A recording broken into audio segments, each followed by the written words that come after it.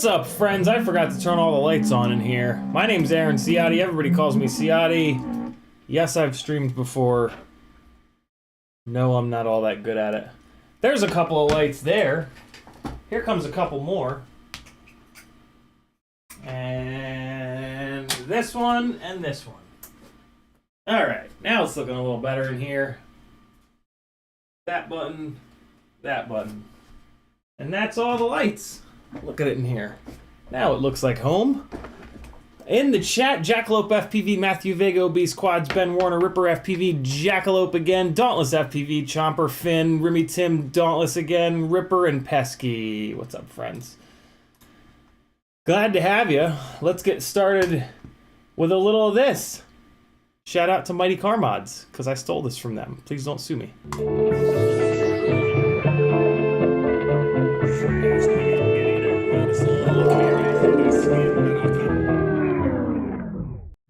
If you're not watching Mighty Car Mods, go subscribe to them right now. They will make you laugh, even if you're not into cars. Two amazing dudes that have been putting out amazing content for over a decade. Jackalope says, my Crossfire TX long-range RC Link module finally arrived and I'm about to switch over to Crossfire. Very cool jackalope. I just switched over to Crossfire about 6 or so months ago. It's been really good so far. Chomper says, what's up? Hope everybody is happy as a clam. If you'd like your own Clam Man Never Give Up sticker, head on over to the Teespring store. I just updated the Teespring store, added a couple colors and some other good stuff.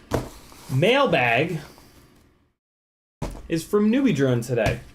And I threw a note on my order that said, "Hey, I'm all out of the cool stuff that you guys sent me last time. That I mentioned how I do weekly bi-weekly giveaways.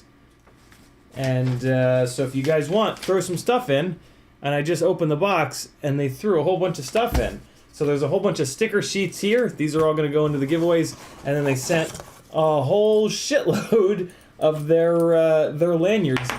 If you don't know by now, the NewBeeDrone like goggle straps and lanyards and battery straps are incredibly like premium. Like they're just, it's like a really soft, really strong material. Yeah, it's really, really good. Their goggle strap in particular is just like, makes you feel very fancy. Very cool. Thank you, NewBeeDrone. This is super generous. These are going to be in, I usually put the random-ish stuff that gets sent to me from whatever company that I'm doing an order from, and decide to throw a little note in with the Super Chat giveaways. So yeah, you'll see these in the Super Chat giveaways before you know it. And hopefully you'll win one. What's that? What is that? So this is a replacement bell for the one of the 2306.5 flow motors. I managed to bend one of the bells, so that's pretty awesome. I just had the stator sitting in my bag of extra motors. Scott McRoscoe Gillen says, "What's up? I did it. I got 3 FPV cycle glides and some parts. The only problem I'm having is with one captured nut won't stay in and strip the bolt out." Scott, when did you order the glides? Wait, no, it was only the Prototype 5s that came with a run of press nuts that were no good. So that shouldn't be the case with the glide. That's interesting. Oh, that's right. So I want to do a little bit of testing of the HQ 5x4.3x3 V2S, mainly because they've got a little bit thicker of a hub on them in the middle. And now that I've moved a bunch of my glides over to the old school T-Motor F40 Pro 2s, they have the longer motor shafts, and the longer motor shafts jive a little bit better with the thicker hubs. So I figured I'd give these a fair shot. I have like 2 pairs of these. I wanted to get a few more. Until I've really flown like 5 sets of a prop, I don't feel right doing like a review on it. So I wanted to get a few sets of them, and they make them in a really nice purple, which was cool. So that's pretty awesome. I'm looking forward to checking those out. I also had to restock on some 5143 3s from GemFan, so this is awesome. This having a couple, I ran out of the ones in the sponsorship box. I think they sent me 10 sets of them in the sponsorship box. So I ran out of those, so I wanted to buy a couple more, because realistically I need to be like, I have hundreds of batteries through these, so this is my control if I'm going to do, and I do have a bunch of prop testing kind of coming up, so I need to have enough of these so that after I test a prop, I can go back to the control prop, and that really kind of like locks in some of the things that I'm feeling that are different or whatever. So that is awesome. I'm stocked back up on 5-inch props. Predator Nano V4, I believe, well, not I believe, it is the way that I'm going to be going for cameras on the glides. I found them on NewBeeDrone pretty cheap, and what I really like about these, I hope, is that there's no plug header.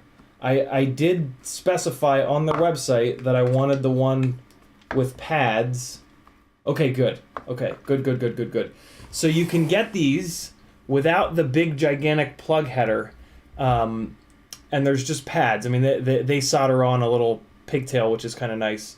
But yeah, it's pad based. So with the Glide, with the 20x20 flight controller up front, when there's a big old plug header hanging off here, when you set the camera back on certain TPU loops off the front standoffs, that big stupid plug header can hit the flight controller. So yeah, the Predator, like I said, these were cheap and they're low latency, and my one rig that's had one of these on it, I've been flying better than like my flight footage from that rig. I'm more locked in, I'm more confident, I just am flying better. So yeah, that's kind of all that matters. I don't care which one has the best color, I don't care which one. Yeah, if I fly better with a certain camera, that's the camera that I'm going to go with. And for whatever reason, the rig with the Predator Nano, I've been flying the best out of the three rigs. I will admit, I am curious about the Foxeer T-Rex camera. But yeah, I'll put these Predator Nanos into the other two Glides. All three of them will have the same camera. I can get used to this camera, and then I'll get one of those T-Rexes and see how it compares. So this is actually pretty exciting. This is sort of the last puzzle piece to getting all three of my Glides completely identical again. And like a full year ago, when I had all three of the Glides completely identical on Runcam Micro Eagles with RC25G lenses, when I look at that footage, that's the best I've ever flown. Which makes sense. When you completely spec out rigs that are absolutely identical,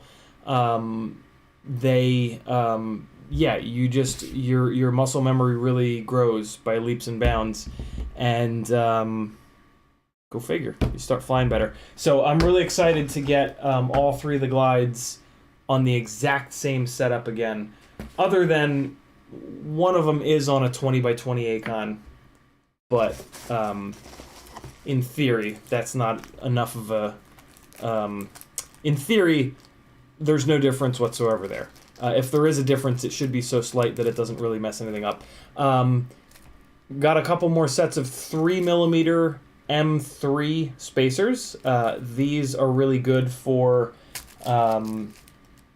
spacing out your flight controller and your ESC, but also this is a way to give you about 5 to 10 degrees less camera angle. A couple streams ago we covered this.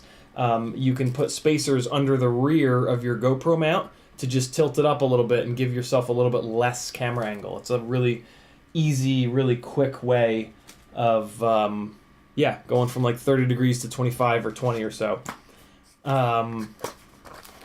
GNB 4S 550. This is, I really wish I could get my hands on the version of this that's 450, 4S 450 in this shape, but it doesn't exist anymore. I bought all of them that I could. So this is the next best thing. This is going to be the battery moving forward on the Ripsqueak. I think it's about 10 grams heavier. Let's take a look. Than the 4S 450. The last time I weighed this, it was on the 4S 450. And it was like, I want to say it was like 210-ish. Hold on. Tear that out. And yeah, a little bit less. It was a little bit less than 210. So this puts it up to 217, which is annoying.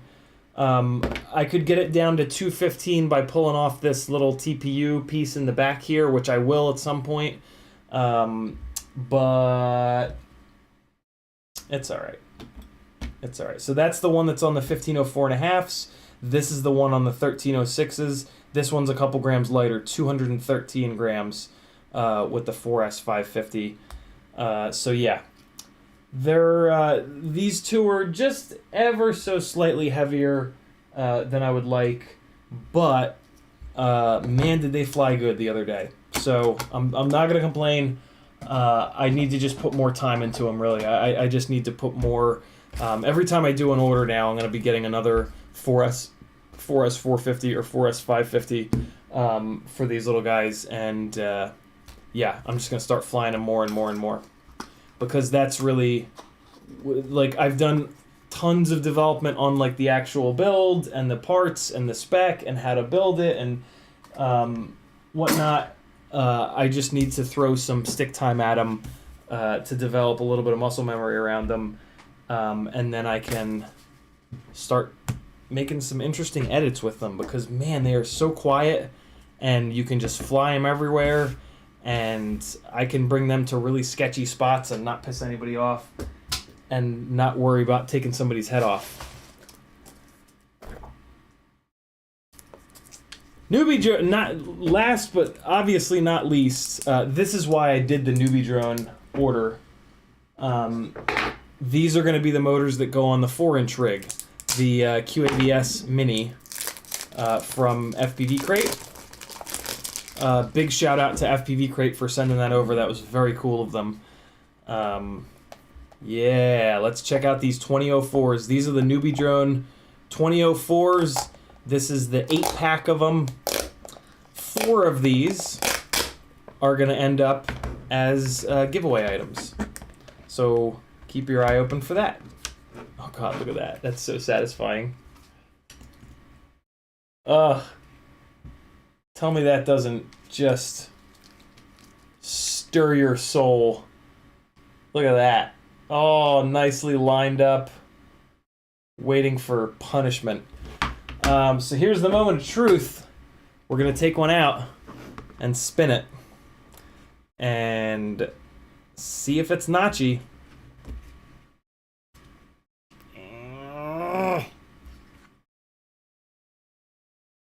Ah. Oh, wait. I'll just do it again. Ah. Awesome. Not notchy, not coggy, and the notches that are there are very small. I bet you this is a 14 magnet motor. 1, 2. No, hold on. I'm not gonna be able to do it like that. So the beginning of the 2, I'm gonna count the first magnet there. 1, 2, 3, 4, 5, 6, 7, 8, 9, 10, 11, 12, 13, 14, 15. No, 14. Yep, 14 magnet motor. So the notches that are there are very small because it's a 14 magnet motor. Very, very exciting. Oh, fantastic. The only thing is these are a little low on the kV side. This is the highest kV that they have, and they're 2400 kV. So there's a chance that I might need to run these on 5 or 6S. But I do have a whole bunch of 6S micro batteries, so yeah, not the end of the world. Very cool. All right, awesome. Oh, they're not notchy. Man, I was worried. But yeah, those are nice and smooth. All right, cool. So yeah, these are gonna go on the 4-inch rig. I think I'm gonna do 4-inch Friday this week, and we will finish up the QAVS freestyle / long range rig with the Tarsier in it. And then, yeah, maybe this weekend I can fly it a little bit. That would be super cool. Get some footage with it. Decide if I'm going to keep it or if it's going to be a giveaway item here in the month of April. Cool. This is my full-time job. If you'd like me to keep going with this crazy adventure that I'm bringing you guys along with me on, whether you like it or not, head on over to CiottiFPV.com. There's a million different ways to support me. There's some buttons down here that help with Google's algorithm, or YouTube's algorithm, although it's all the same.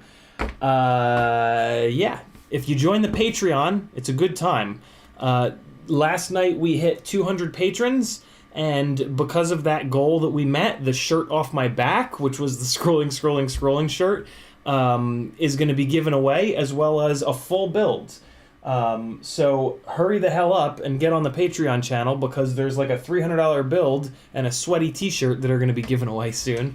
Also, I am doing pretty much a minimum of 6 other additional full build giveaways this month. So mainly because this is my birthday month and I'm turning 40 this year. So on April 17th, there's going to be a big long live stream for my birthday. I've invited a couple of the local guys over. We're going to hang out. I'm just going to leave the stream on. I'm not going to sit here the whole time, but we're all going to kind of mull around and whatever. So yeah, it'll be super fun. And to celebrate my birthday, I'm giving away like $2,000 in full builds. So yeah, that's already really kicked my Patreon in the ass, which is awesome. Hopefully it kicks it in the ass a little bit more to cover the cost of all those builds that are going to be given away. Some of them were donated by FPV Exchange. If you're not on FPV Exchange, you better go get on there now, because if you win a $300+ build and you're not even on their website, you're gonna feel like a jerk. So head on over to FPV Exchange. It's an awesome website. You're gonna love it. You can import everything you've ever bought from PyroDrone, Get FPV, all the big resellers, into one spot, and then if you just decide that you want to sell something, you flip a switch. You don't have to take pictures, you don't have to write a description, you don't have to deal with idiots on Facebook Marketplace lowballing you. You flip a switch, it's for sale. The other cool thing you can do on FPV Exchange is you can price shop. If you type the name of a product into there, if you type Predator Nano V4 into there, it'll show you every single website that sells it, their pricing for it, and if anybody is selling one, they're going to be on there as well. So when you go to sell something on FPV Exchange, you're going to sell it for less than it costs to buy it new, so you're going to be on the top of the damn list. Facebook Marketplace ain't going to do that for you, right? So yeah, lots of really cool stuff going on this month. You're not going to want to miss it. Join the Patreon. You can get in there for as little as $3 a month. When you get on there, though, it'll explain to you there are tiers. There's a $5 tier, $10 tier, $20 tier. Those are the tiers that are going to have some of the full build giveaways. The $30 tier is going to be the one that has the huge giveaways, the $300+ rig giveaways. There are 3 of which FPV Exchange sent over 3. 2 Apexes, 1 Prototype 5 with T-Motor F40 Pro 4s, $26 per motor. Acon AK35, AK32 ESC, that's like an $80 ESC, best ESC you can get. Acon F7 flight controller, which in my opinion is the best flight controller you can get. Yeah, so huge shout out to Nevin over at FPV Exchange. He's a super generous dude that just wants to see us get rid of our stuff that is just sitting around collecting dust so that we can buy new fancy stuff and fly even better. What do you think of that? Let me get caught up on chat a little bit here. Drone Pod saying hey. Doc Murdoch saying hey.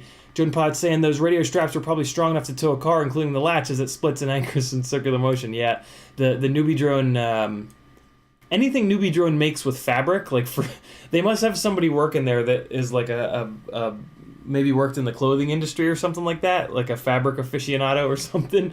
Dauntless says, do you use those 3mm spacers with the 15mm standoffs? I mean, I don't use them. The word "with" is throwing me off a little bit. I wouldn't say I use them with the 15mm standoffs. Well, I kind of do, yeah. When I use them to boost up the rear of the GoPro mount, yes, I use them with the 15mm standoffs. Basically, it's 15mm standoff and then top plate, and then 3mm standoff, and then GoPro TPU mount. So yeah, in that respect, I do use them with the 15mm standoffs.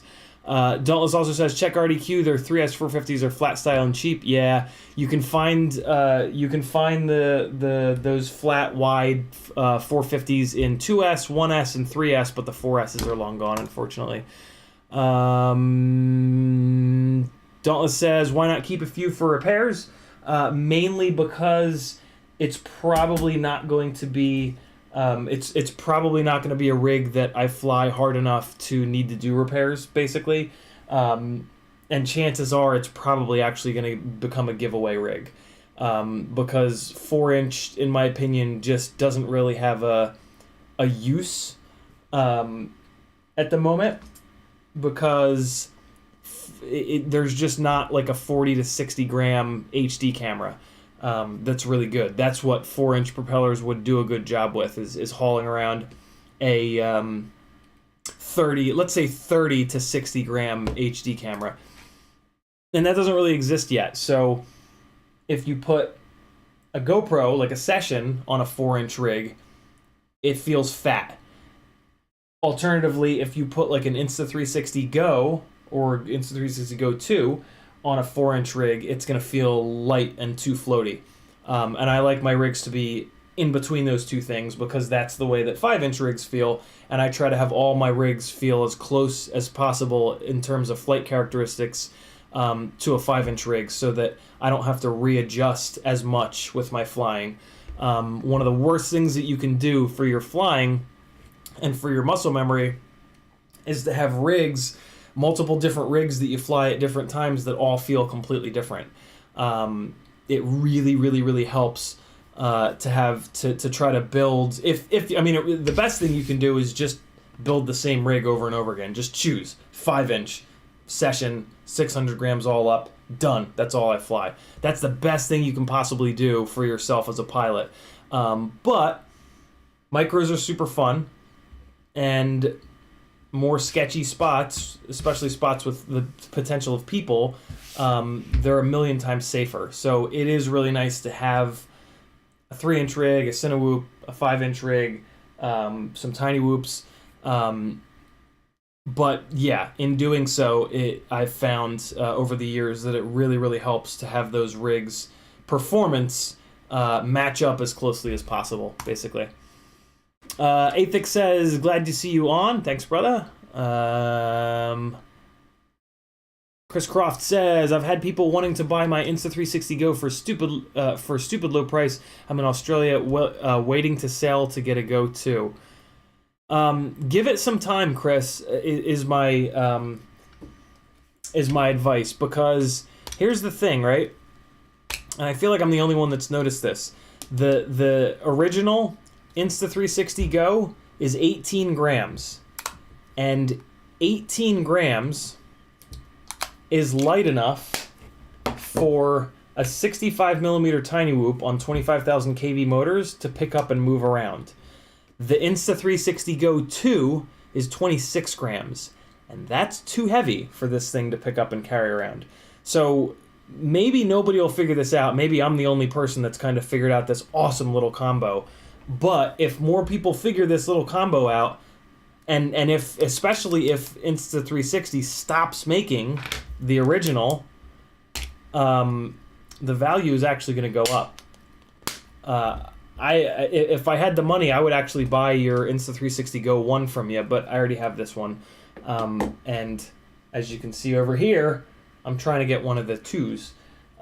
For the bigger rigs, not for this guy, but for the 75mm cockroach NewBeeDrone whoop that I've got, and also for some of the 2-inch rigs. So yeah, there's that. CMYK is in the house. What's up, brother? Chomper FPV says, I got F40 Pro 1950 kV, and they have a 6 on them. Those are the ones that don't slip and hit the coils, right? In theory. Well, actually, I don't know, Chomper. I have not received my... I've not received the ones that T-Motor said that... I haven't actually heard back from them. Let me shoot a quick message over. Thanks for the reminder. They didn't send me a tracking number which usually means that they didn't ship them yet. And I want to make sure they don't forget about me. Who was I talking to? Was it Kiko? No. Was it Vivian? I think it was Vivian. Oh, no, it was Kiko. There she is.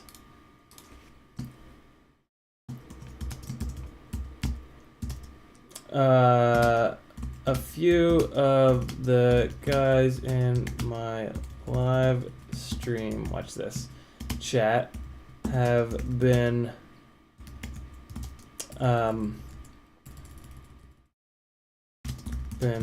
asking what the run number, that's what that number is, Chomper, it's the run number, what the run number is of the F40 Pro 4s that no longer have the problem with the bell hitting the windings. Do you happen to know what the number is, what the minimum what run that shit, how do I word this? Do you happen to know what run number the corrected motors started at?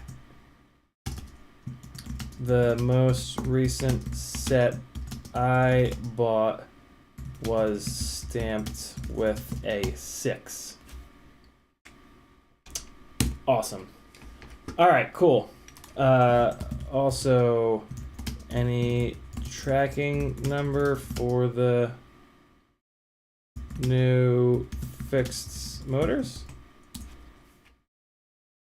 Thanks for the reminder, brother. I'll let you know when she gets back to me. Which could be tonight. It's early morning for them over there. Family Guyver says, can I upgrade my $5 tier to $30 at any time? Absolutely, Family Guyver. You guys can go up and down and front and back, left, right on the tiers whenever you'd like. I think. I'm pretty sure you can.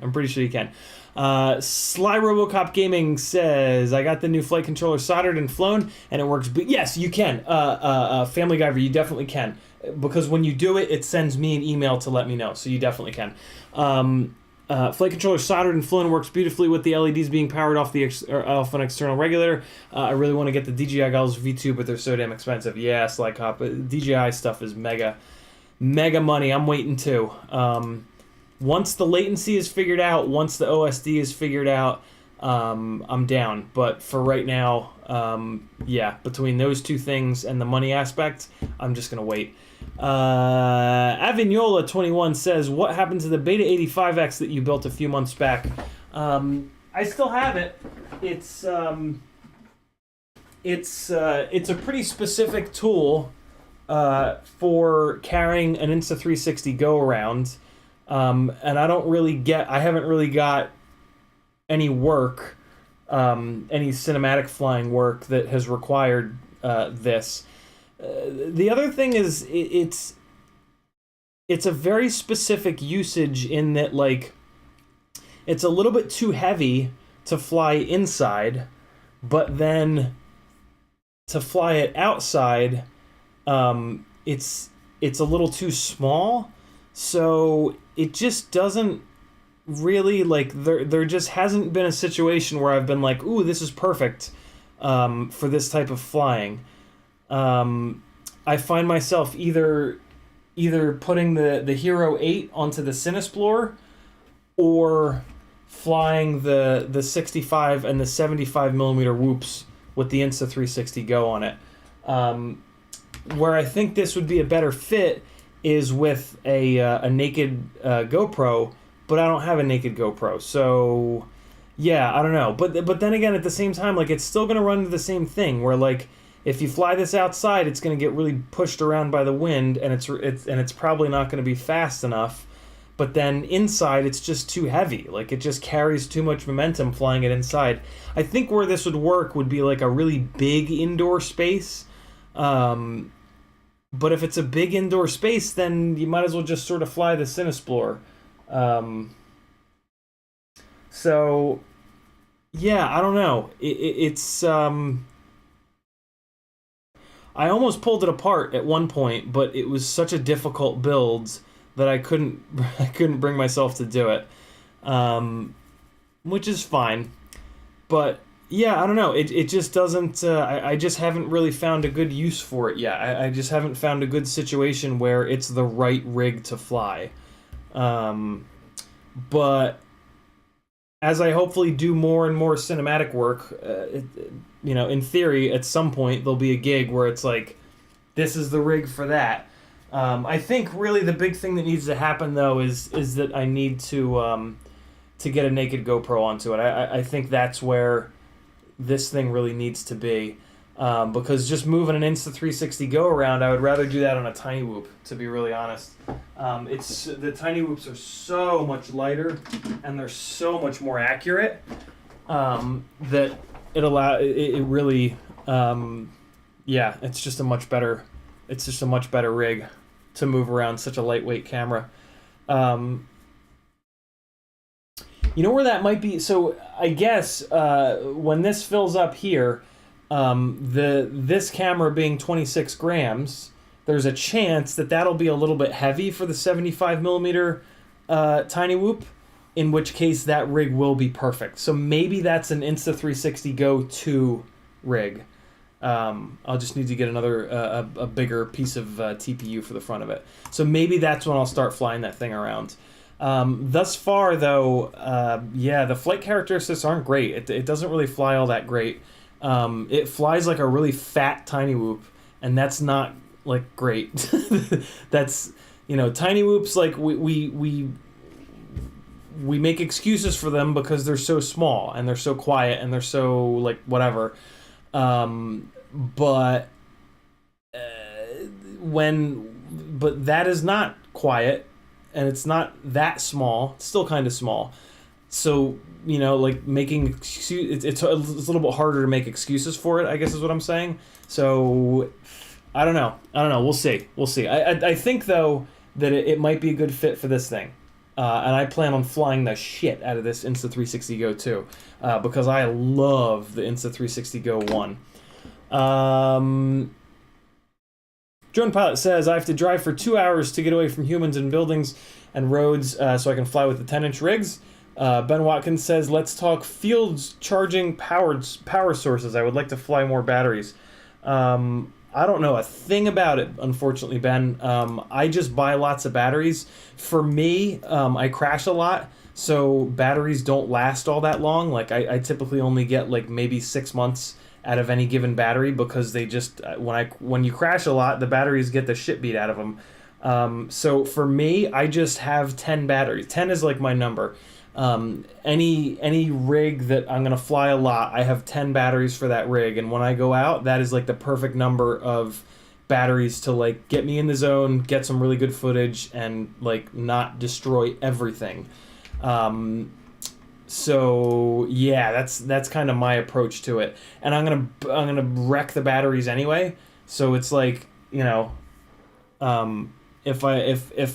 if I only had 4 batteries, I would just be buying. I'm gonna buy the same number of batteries, right? And then like, so it's not like wasting any money having such a large number of batteries, because they're just gonna get obliterated anyway. So yeah. Trying to think of I haven't really seen great field charging setups other than spending like $150 on just like a giant lipo. I don't think there's like a good setup at the moment. I think it's sort of just like go on Amazon and buy the biggest 6S battery that you can afford, and then just plug the. Most of our chargers have XT60s on the back, so you just plug it right into the XT60. Like, so for example, right, when I went on, never mind. So for example, when I was flying at some point previously, I had charged up a bunch of the 6S 20. I had my 6S 2500 mAh battery charged, which is my long range battery for the fast rig down here. And I also had charged up my 1800 mAh for that same rig and a 1600 mAh for that same rig.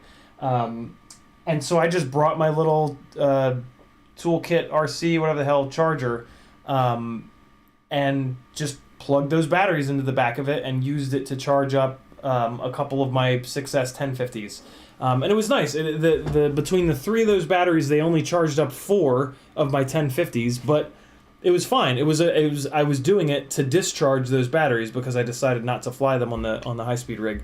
So yeah, it was kind of perfect. So that's kind of the same thing. Like, just go on Amazon and just buy the biggest 6S that you can afford, and make sure that you buy make sure that you keep that battery in a Kevlar lipo bag, because those big batteries, those are the ones that shoot big ass fireballs if they blow up, and these batteries can blow up at any time. So our smaller batteries are not nearly as much of a hazard, but those big ones are really sketchy.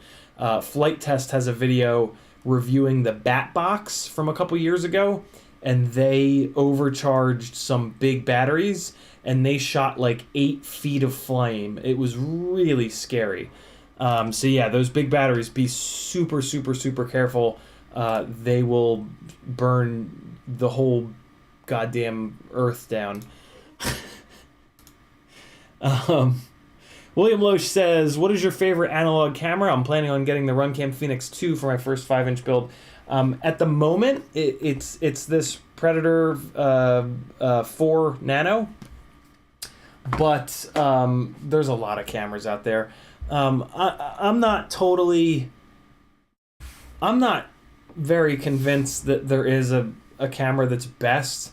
I think your best bet is to just pick a camera and just stay with it, because we can get used to anything, and if my recent like camera comparison that I've been doing with like 6 different nano cameras taught me anything, it's that the one, like, A, I can barely tell a difference between the damn things, but B, the one rig that going into that testing I had flown more than the others, the camera on that rig is the one that I seem to be jiving the best with. So I really do think it's a situation of like, do an hour of research, like just do a bunch of searches on YouTube, watch a bunch of people's videos, and just pick one and just be like, okay, that's the one I'm going with. And however many rigs you've got, buy that number of them, put them in all your rigs, and just fly.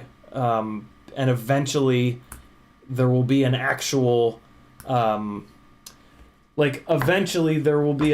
breakthrough in the cameras, and then it'll be like, okay, now I'm gonna switch. But until that point, like, cameras are the one thing in this hobby that, like, it's just constant. It's like every week there's a new camera, and none of them are all that good. So, like, just fuck it. Just pick one and just stay with it for as long as you possibly can, because that's going to make you a better pilot by just staying with the exact same camera. And then down the road, when it's like, hey, this one is like, when all of the reviews say, holy shit, this camera is next level, game changing, that's when you then switch. But I think the biggest thing is just going to be to pick one and just build multiple rigs with it, or just buy a couple of them so that when you blow it up, because you will blow it up, cameras take a hell of a beating and they're very sensitive gear, make sure you replace it with the same camera over and over and over again to give yourself as long of a period of time on that same camera as you can. Good question, William. Fenbot says hello. Double A says hello. Todd Stafford says, sounds like it would be more for convention cinematography. That's what I was starting to kind of talk myself into, Todd, but then I realized that in a situation like that, you can just do a Cinesplorer. Maybe. I don't know. I guess if there's people in the convention, yeah, you wouldn't want the Cinesplorer. So yeah, I guess it would work for that. But I doubt that any convention is going to let anybody fly above people. Word FPV says, I hope you're all listening to Ciotti about FPV Exchange because it's awesome, getting bigger and bigger every day. Loving it. There's a satisfied FPV Exchange customer there with Word FPV. Double A says, lower back is hurting. Gonna get some sleep. Hope you feel better tomorrow, brother. Quessy Williams says, 2207 or 2306, what's your preference? 2306 for sure, Quessy. 2207s are a better racing motor, in my opinion. They have more throttle sensitivity up in the top of the throttle range. I don't fly fast enough to use the top of the throttle range all the time. I typically use the bottom to the middle of the throttle throw, and 2306s are much more accurate, and there's much more throttle sensitivity in the middle of the throttle. So one thing that you can do is in your OSD, put your throttle value. One of the OSD elements is like throttle position or throttle something or other, and it's just a number from 0 to 100. And then go out and fly like your regular spot and DVR the whole battery. And then when you come home, watch the DVR and just stare at your throttle value, the whole battery, and just see where your throttle value usually hangs out. If you fly like 60 miles an hour all the time, you're going to notice that your throttle value is up in like the 60, 70, 80% for the whole battery. If that's you, 2207 for sure.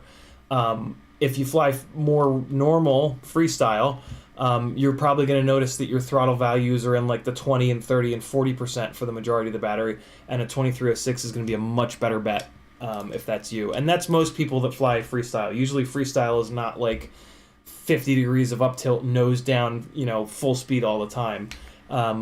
But if it is, that's totally fine. So yeah, I think most people should be on 2306s.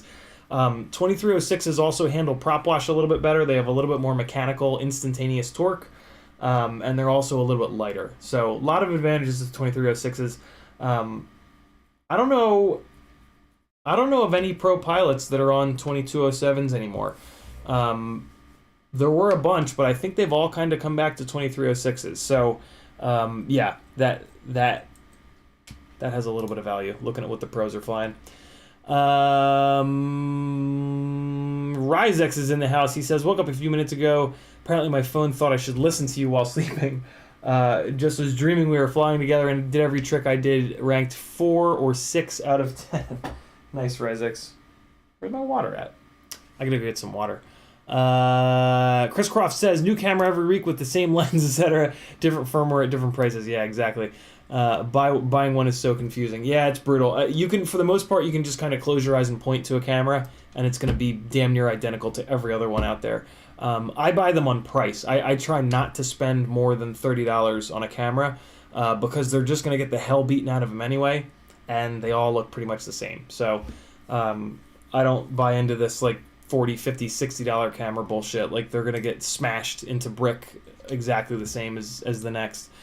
Scott Gillen says, anyone want to buy T-Motor FT5 slightly used? LOL.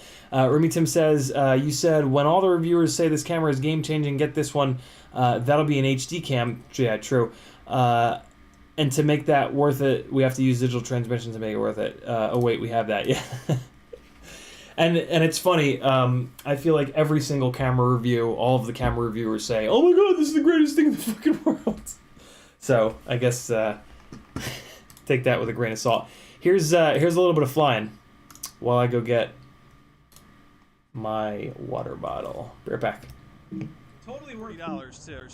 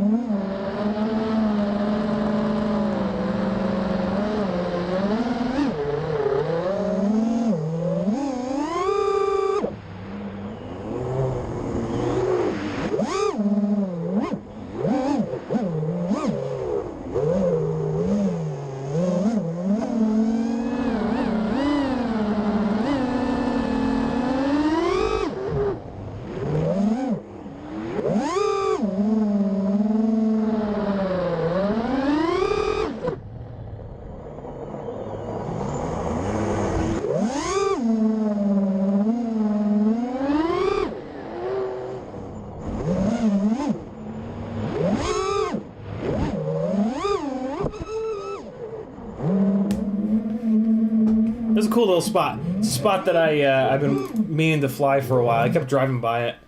You guys want to watch me get drunk? Look at this glass. Hold on.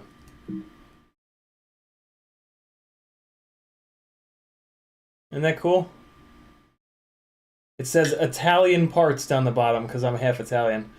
My parents got me a set of these. Tonight's stream brought to you by Tito's handmade vodka. Tito's, this is actually really good vodka. Who's gonna get drunk with me? Anybody? This is the only way that I've found to make these Sunny D's drinkable. Is to put half decent vodka with them. Ugh. Ugh. Ugh. Ugh. I'm sorry, Tito's. I'm sorry to be deluding you with such trash, but there is vitamin C in this nonsense. Yeah, I'm gonna get... Just that you guys saw how little vodka that was, right? I'm gonna be hammered off of that, for the record. I don't really drink. I drink like once a month. That shit's gonna ruin me. Maybe I'll make a mistake on this Acrobrat and it'll blow up. Ugh, it just smells so awful. Ugh. Man drinks things he doesn't want to live on stream. Ugh.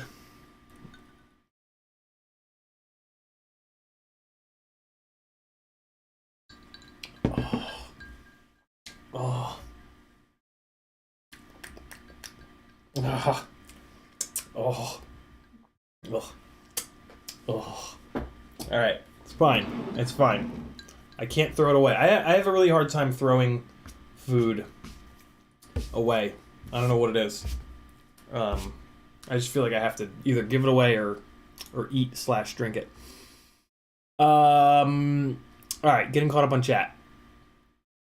Chomper says, I haven't built these other rigs because I'm debating sending back these Apex frames. Components are all crammed on HD, and you're right, exploding hardware on the daily. Really, Chomper? Fuck. I was hoping it would be... I don't know. I just... Wow, is it that bad? I very, very frequently, I just don't understand why nobody can make a frame better than the Glide. That's really what it is. Like, I can't figure out why a $50 Glide frame, which is like pushing like damn near 2 years old by now, is the best frame that we've got. Like, that just doesn't seem right. And like, but I don't know. It's just like all these other frames have like these fatal flaws, and it's like, how did this shit get through prototyping? Like, was this just not prototyped or what? Like, and like, I don't know. I'm pretty hard on stuff during prototype testing and all, but like, I can't be the only one. Like, do these companies not have prototype testers that crash? Like, is that the deal? I don't know. It's very strange. Elise says, good 2306 motors under 30 grams. Oof. I mean, there's really only two options that I know of. I would love for someone else to find a third or a fourth option for me, because I want them too. At the moment, the only options are TBS/Ethics Steel Stout V3s, which every single person that I've ever talked to, which is quite a few, that have used them, says that they're as fragile as glass. And at $27 a motor, I can't possibly justify anybody buying those if they're going to be fragile. And what I run are the T-Motor F40 Pro 4s, which they have been pretty durable, but I have found a little thing that I don't love about them. The bell keeps coming down and hitting the stator windings. There's something going on my nose. Stop itching, nose. Yeah, so the T-Motor F40 Pro 4s are your best option, but there's only those two options that I've been able to find. Everybody's making motors heavier and heavier and heavier. Apparently nobody at these motor manufacturers actually flies, because heavy motors have such a negative impact on flight performance of our rigs. I just don't get it. It's something that not a lot of people talk about, but I really think that they should, because removing like even 1 or 2 grams off the end of each arm makes an unbelievable difference in flight performance, prop wash handling, throttle chop bobbles, like everything. So yeah, not many options, but if any of you guys find another really lightweight 2306, please let me know, because I'll buy a set and test them.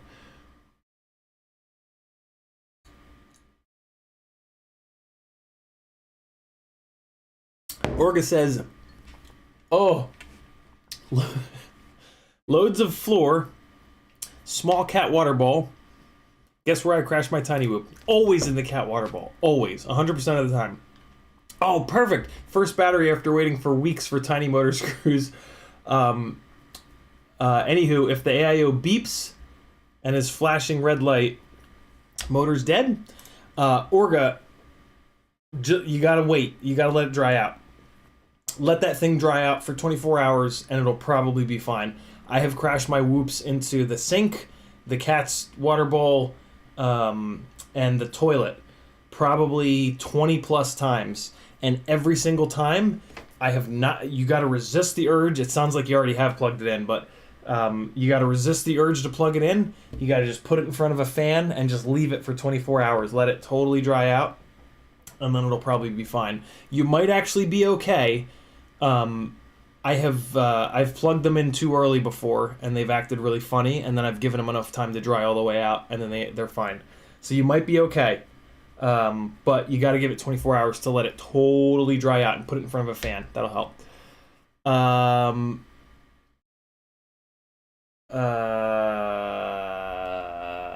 Scrolling. YouTube did the thing. Jackalope FPV says, you can't drink all day if you don't start early. Ryzik says, or maybe you'll do something that makes things so much worse. Yeah, and then forget what you did to make the difference. Metal Durskin says, my 250 frame shipped out tonight. So excite. Very cool, Metal. You're going to dig it, man. It's a really cool frame. I'm actually waiting for Tommy to get back to me about the 4-inch arms. I hope those are coming soon. Drone Pilot says, last time I drank and worked on gear, I blew up 2 new F722 flight controllers before realizing that I had wired the Vista unit incorrectly and missed the wiring by one to the left for all wires. Yeah, most of the mistakes that I've made on these streams, I was inebriated. I was not sober, let's say that. Chris Croft says, did you see Joshua Bardwell's QAVS? I did, Chris. I've been talking to him about it for a while. When, if you guys remember, a couple months ago, Joshua did a lightweight frame roundup comparison video. And he actually paid me to compile all the info on those frames. Yeah, I'm gonna have a fucking allergy attack. The fucking... Oh, you know what it was? I was on the phone. I was walking around outside on the phone with Brad for the better part of 2 hours earlier. And I was walking up and down the roads. And cars were driving by and shit and knocking all the pollen. The pollen here in Atlanta is absolutely outrageous right now. It's nuts. Everything is yellow. And like anytime a car drives by or like you walk, it's just like there's fucking clouds. So that's what's going on. Because my face has been itching since I came back inside. So I compiled all that info on them and did talk to some people who were flying them. And at the time, I was leaning kind of hard on Joshua with the glide. But rightfully so, he said what he's been saying since then, which is that he can't really have that, like, the glide's not in stock often enough for him to say, hey, everybody, my preferred freestyle build is the glide. Because when Joshua Bardwell says that, 1,000 people try to buy it, right? Like actually 1,000 people, because that video will get viewed 20, 30,000 times. And yeah, can't really do that with the Glide. So his next favorite frame was the QAVS, but he didn't like the split top plate. So he told me that he was gonna, him and Ryan Harrell are friends. Ryan Harrell's who designed that frame. So he said he was gonna talk to Ryan and Lumineer about getting a solid top plate version of that frame made. And I think he also went a little bit beefier on the bottom plate as well.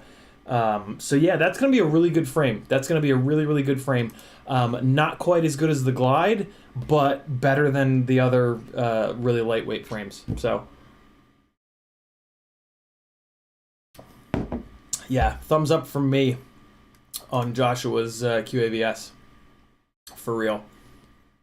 Marcel off access Robert with $1.99 Californian. Definitely not Canadian. Thank you, Marcel. You're the man. Everybody go check out Off Access's live streams. If you like live streams, you'll like his live streams. Click his name, copy and paste his name into YouTube, and go subscribe to him. He's doing a bunch of streams, and they're a blast. I don't typically watch. I only really spend like maybe a half an hour a day on YouTube, so I don't typically catch his streams when they're live. But I'll jump into them after the fact and just kind of like fast forward through them. And there's always some really good stuff in there. So go check them out, or else I'll attack you with a brick. Drone Pilot says, I'm using 2204 Mamba 1450, and they're really smooth, not a single notch you can feel. 6S and 5125 blades have been a nice combo for me. 2204 Mamba. Okay, cool. What's the highest KV they make those in, Drone Pilot? Any idea offhand? I'm always looking for higher KV 2004s, 2204s, and just nobody makes them. Kudo FPV's in the house. What's up, dude? Let's do some work on the Acrobrat while getting drunk. What could go wrong? I'll tell you guys when I start to explode. Hey, look at this. So this was supposed to be for my birthday, but it arrived really early. Let me show you this one. This one's not full. If you guys are interested in these, they're on Amazon, and I can make you an affiliate link, or you can just go to CiottiFPV.com, and I have an Amazon affiliate link on there that'll just bring you to some random object. But then you can just add these to your car. I'll get you a link if you're interested in these. These are made by Menda, in case you can't see it. And they have all different sizes and all different colors. And the top opens like that, right?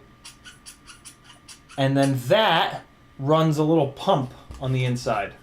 It's got a little straw that goes down the bottom. And it pumps whatever liquid that you've got in there up to the top dish thing here. My father has had these for my whole life. But I don't go up there often enough to... I never really had a use, and now that I do have a use for them, I haven't been up there to see if I can steal one from them. But when you do that, it pumps the liquid out of the little middle part, and it forms a little pool of the liquid in here, and then it slowly drains back down through those little vents. So what it's really cool for is isopropyl alcohol. So you go like that, and then you pump it up, and then it adds a little bit of liquid to the top, and then you use the liquid, and then you close the top, and by the time you open the top again, it's gone. It's not up there anymore. And it's just like a super cool little, way of having isopropyl that you can, you don't have to like unscrew a top. You just flip the thing, push it. It's cool. You could also use it for flux, whatever.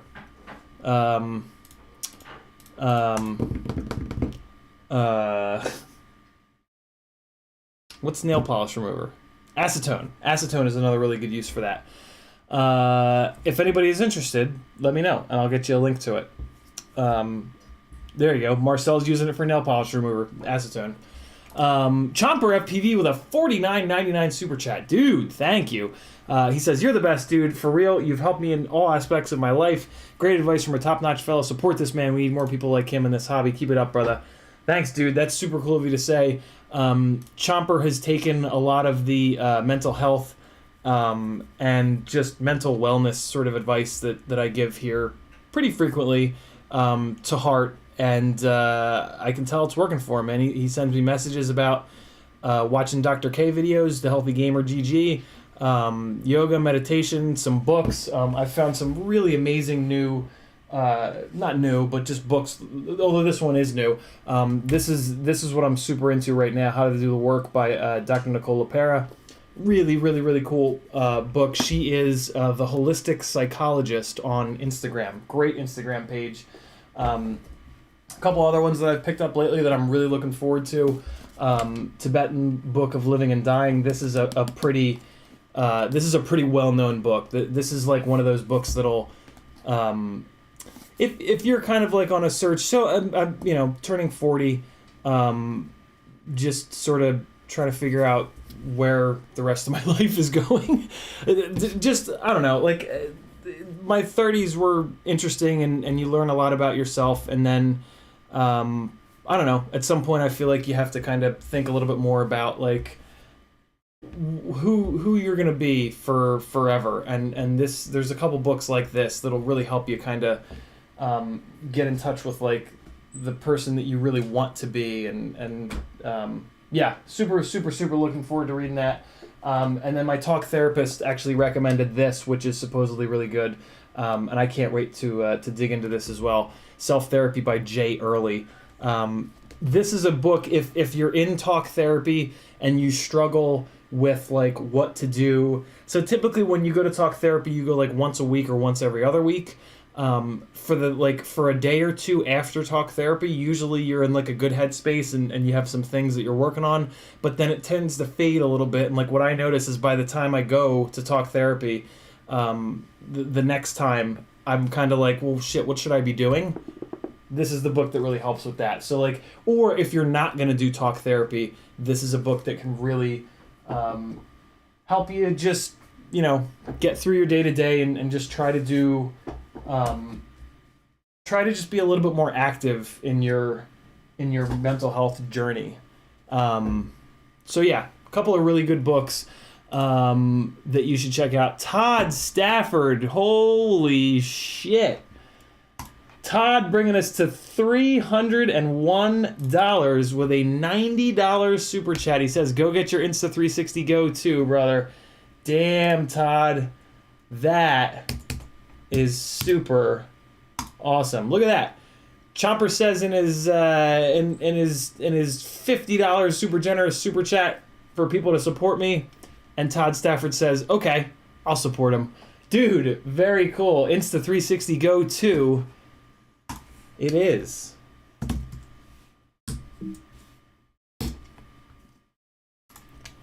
Insta360 Go 2. Wait. What protection? Oh, yeah. Okay, so they're... Oh, wait. No. Hold on. Ooh. Does Best Buy sell it? Oh, come on. Really? You're not going to autofill Best Buy? Use your link, Chomper says. Yeah, I know. I would have totally forgotten. Insta360 Go 2. Oh, you bastards. Come on, come on, come on. Please sell it. Please sell it. Oh, you bastards. Really? Best Buy. Come on. Best Buy. Best Buy. Come on. Really? Did you find what you're looking for? No. You idiots. All right, that's fine. We'll do Amazon. If I would rather get it from Best Buy because then the in-store replacement, you know what I mean? But it's totally cool. We'll do Amazon. We'll do Asurion. Asurion's been fine. This is a brand new Insta360 Go 1 from Asurion. They cut me a check. Their physical damage protection does work. Thumbs up. It just takes a little bit longer, but no big deal. Damn, Todd, very cool, man. Super, super generous of you. Much, much, much appreciated. Everybody give Todd Stafford a pat on the back. Go give him a follow if he has videos up on his channel. There's going to be some Insta360 Go chat content coming because of Todd, because of Chopper, because of all you awesome people that support me. That is very, very cool. You guys are the best, man. I'm so lucky to have you guys, man, for real. Kudo is in the house. Random FPV says when you start to explode, I don't think YouTube allows that on their platform. Oh no. Drone Pilot says only 2 versions, copy paste equals Zytone Mama 2004 and 2450. Yeah, damn, 2450 is just not enough KV. Fenbot says fluoride versus glide. What's the fluoride? Which rig is the fluoride? Hey, Harry, if you don't stop meowing, I'm going to cut your head off and eat it. So think about it. Drone Pilot says, and they take a standard prop. Somebody asked for a link to the little pumpy jobber.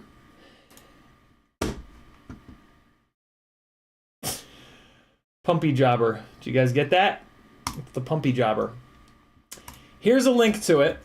Here's a link to the little short one that you guys just saw.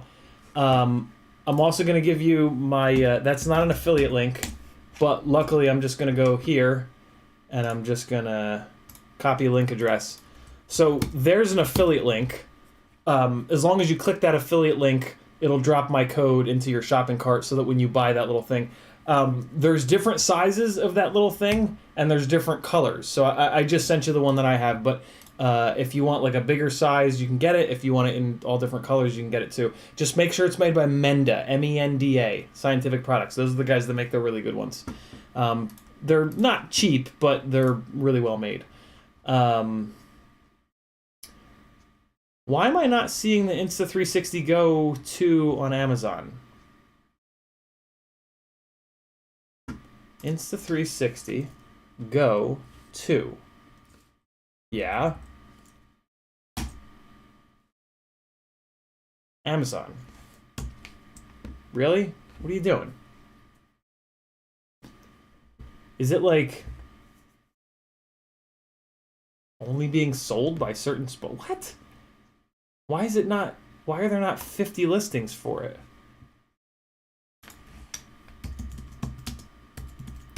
Go 2. You can buy it directly from them. B&H has it. Well, I don't care. I'll buy it off B&H if they have a physical damage protection. Moment has it. What? What a weird... What? Adorama has it.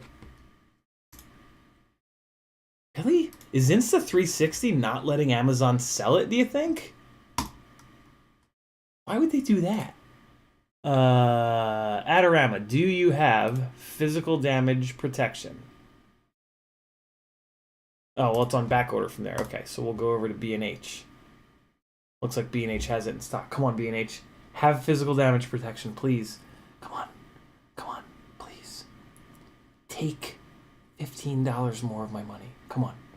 Take more of my money so that I can eventually take your money. Because I'm going to destroy it. Come on. Please. Damn you. All right, I'll find somebody who has it in stock and has physical damage protection because I'm going to beat the shit out of that thing. Oh my god, my nose. Oh, it's so itchy. It's so itchy. Dude, you guys are asking awesome questions.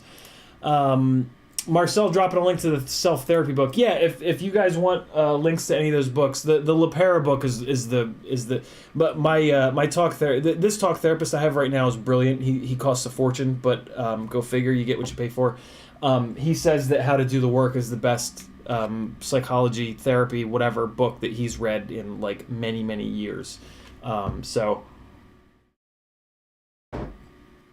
Chris Croft says fluoride is a lightweight 4-inch, I recall. I thought so too, Chris. That's what threw me off about that comparison, because it's kind of... I don't think there's really a way to compare a 4-inch rig to a 5-inch rig.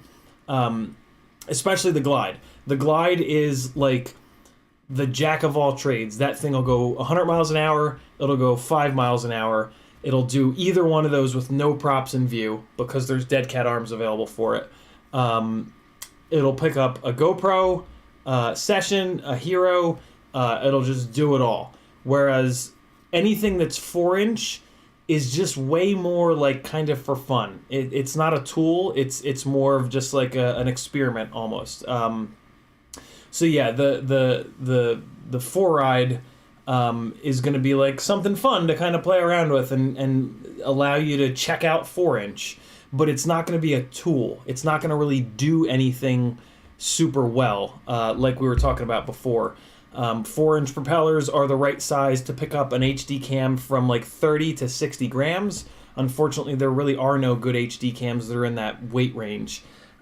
So at that point, you either put a camera that's too light on it, and then it's way too floaty, in my opinion, or you put a Session on it, and then it's a little bit too fat and too heavy. So yeah, the 4-inch movement thing is either for lightweight long range or just I absolutely have to know what a 4-inch rig flies like. And that's fine. I did too. Kebab sent me a 4-inch prototype frame like 8 months ago, and I built it right away because I just had to check out what a 4-inch rig felt like. It was a little bit, it felt like exactly in between a 3-inch and a 5-inch rig. So it was kind of like I started flying it and I was like, oh. Just like, I thought there was going to be some magic here, but that's insane because why would there be? So yeah. Dr. Vigno says, I can't wait to see your Beta 85X. Have you ever been to a Vipassana meditation center?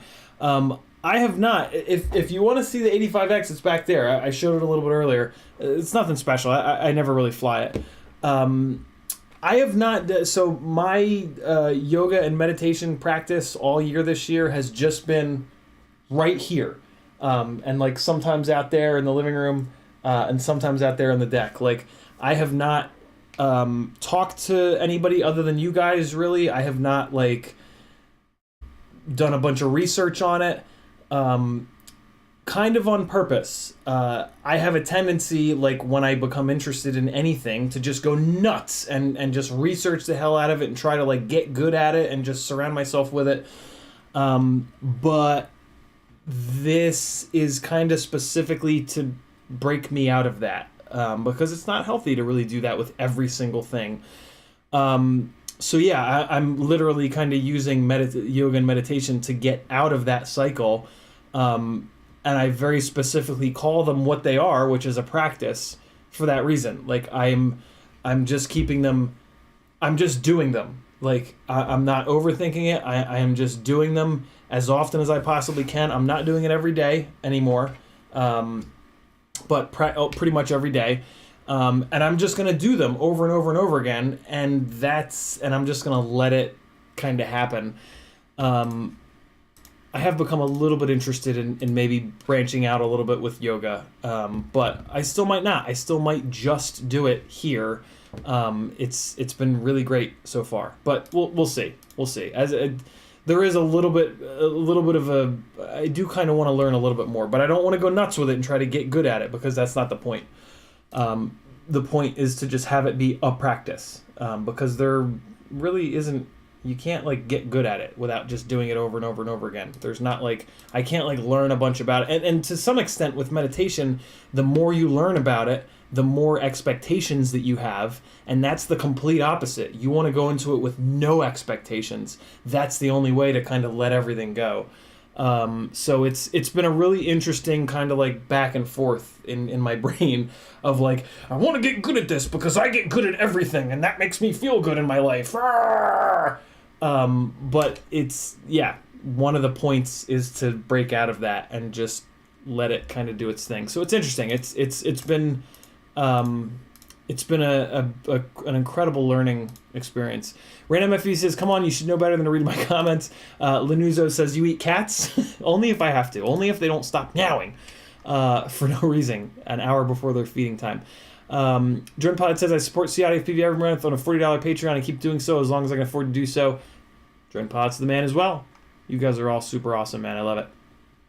Quessy says, what is the difference between the Insta360 Go 1 and 2? 18 grams versus 26 grams. The 2 is a lot heavier, but the 2 has a lot more. It's a bigger sensor. It's got it's not locked at 25 frames a second. It'll go up to do 30 frames or 50 frames. It's the Insta360 Go 2 does a lot more. It is a lot more camera. It costs a bunch more, and it's bigger and it's heavier, but it's much more of a realistic option for us with micros as an HD cam for micros. The Insta360 Go 1 only doing 25 frames per second max was an issue. And for like fast, like rip squeak, right, 3-inch freestyle basher kind of stuff, that's not enough frame rate. The Insta360 Go 2 mounted instead of the RunCam hybrid on one of these rip squeaks, you guys are going to be blown away at the first edit that I do with that setup. You guys are going to shit your pants. So buy some diapers next time you're at the grocery store.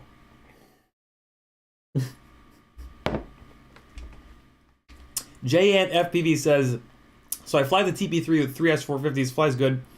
What frame can I transfer that to and have good performance, or recommend something different? What don't you like about your current setup, Jant? That's the only way that I can really like recommend something different. A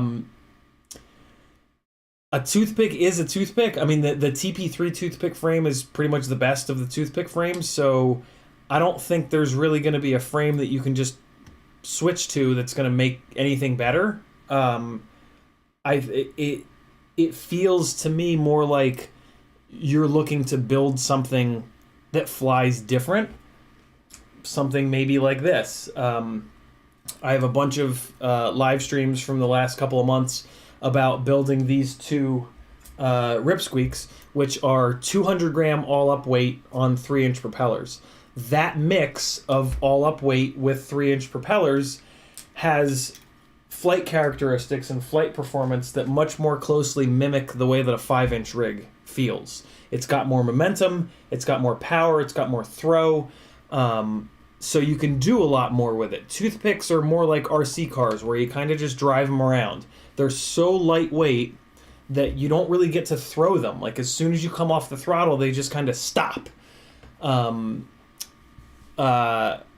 just said, yeah, I want more durable. Yeah, so that's my very first rig was the original white Baby Hawk 4 years ago from Emax, and that was basically a toothpick, and I upgraded it and put it onto 3-inch props and made it lighter.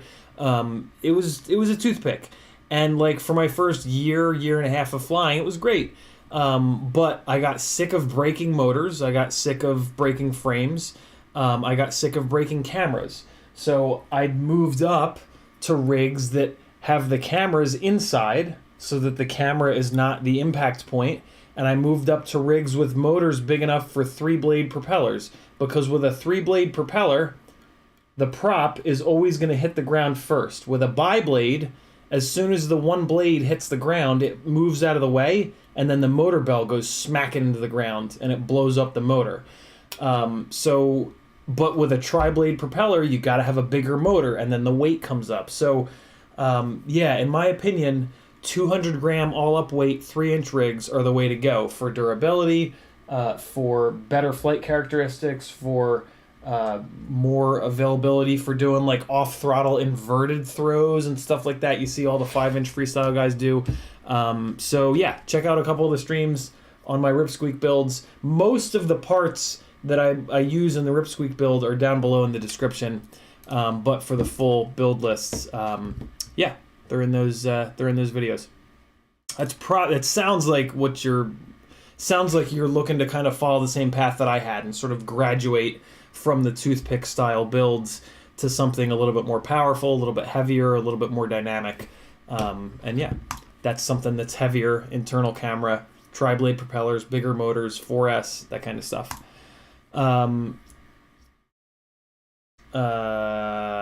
Athix says, if I click your affiliate link after having stuff in my cart, will it work? Absolutely, Athix. If you click, as long as you click somebody's affiliate link before you hit checkout, you're good to go. The affiliate link just has like their code embedded in it, and it just dumps that into your shopping cart, and it just applies to the whole cart. Go-Kart Mozart says, big surprise, 4 inches didn't satisfy.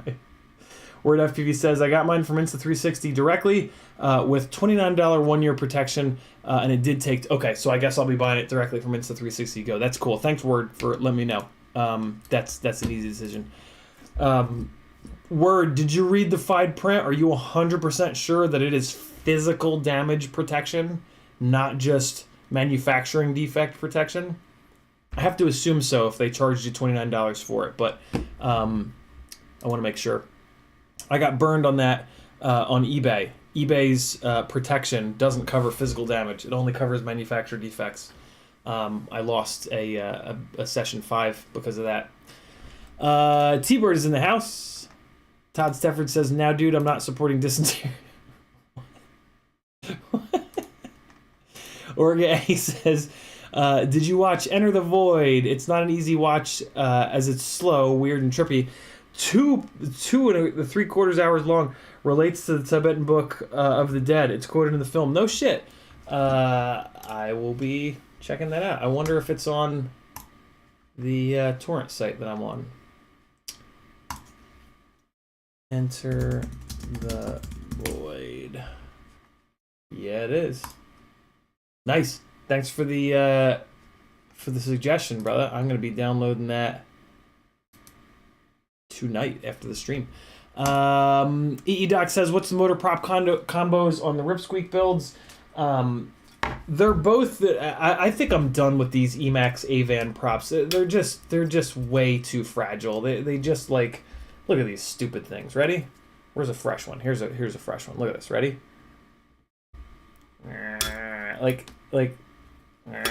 It's just... They're just no good. They're just too thin. This is the one that's on the old school arms that are 9x9 motor mount only. So the biggest motors you can put on those are the RCX 1306 4000 kV motors, which perform really good. You can only buy them from MyRC Mart, which is kind of a pain in the ass. This is the one, I like this one a little bit better. This is on the GemFan 3028 propellers. And then these are on the Brother Hobby 1504.5 3750 kV motors. They both rip really hard. Like, both of these motors are great, but I think I like these 1504.5s a little bit better than the 1306s. But I haven't put quite enough batteries through them to really say that for sure. They both feel goddamn fantastic. So, Word FPV says, read it twice, but still recommend reading it yourself just in case. Okay. I trust you. I mean, if it's $30 and it doesn't cover damage protection, I'm going to beat them with a hammer. Remy Tim says, all right, boys and girls, I'm back. Burgers are ready for subs, complete with onion jam. Fried eggs on top of each one. Cracking on my second beer in 3, 2, 1. Get it, Daniel. All right, here we go. Yeah, 661. We, but although, to be honest, I don't really... I mean, these motors are considered big, but that says more about how improperly we've been speccing motors out in micros for far too long. When you look at like the ratio of these motors and you compare them to a 5-inch freestyle rig, they're actually the exact right size. And when I fly these rigs... Like, I wish I could virtually let you guys fly these, but when you fly them, they feel like a 5-inch freestyle rig because it's a big motor. Yeah, like 5-inch freestyle rigs, they have big motors on them, right? Like 2306s are big boys. These, for a 3-inch prop, are big boy motors, and they fly like big boy motors, which is to say that they fly fucking fantastic. So yeah, it's, I mean, Christ, this Acrobrat here has 1804 motors.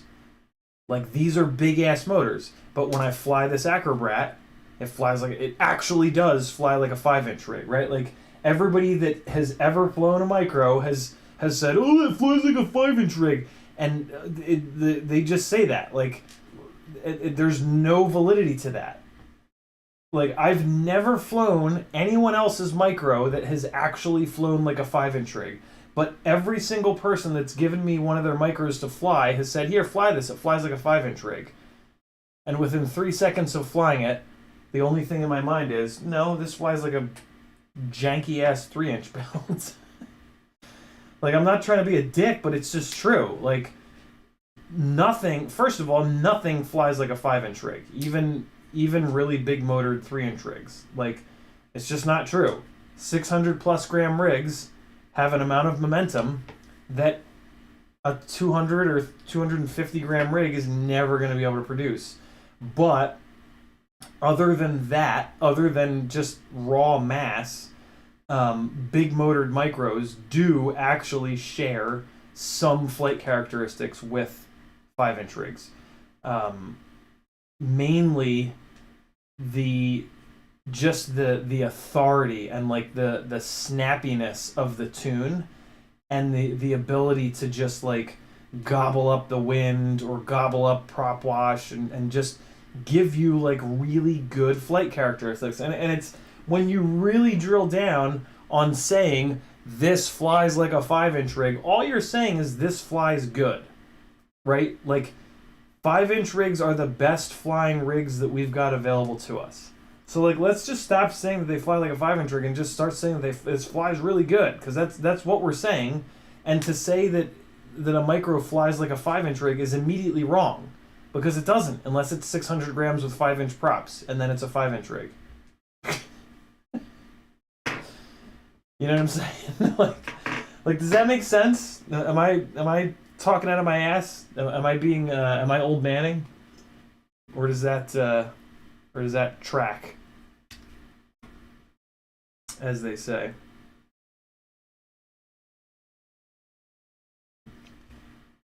Get some flux on here, and let's get to some soldering. Oh man, I haven't had a good rant in a while. That was a good one. Yeah, T-Bird's got the 1804s on his Acrobrat.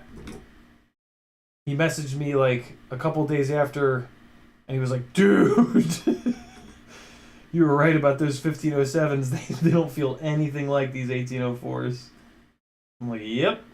And a 1507 is a big motor, but it's way too tall of a stator, which I talk about a lot. When you look at the ratio of stator height to stator width on a 2306, right, which flies beautifully on 5-inch propellers. If you look at that ratio, right, 23 wide, 6 tall, and you break that down and you shrink it down, you get an 1804. And go figure, an 1804 flies real good, or a 1504 and a half, right? Like, there seems to be a little bit of magic in the ratio of stator width to stator height.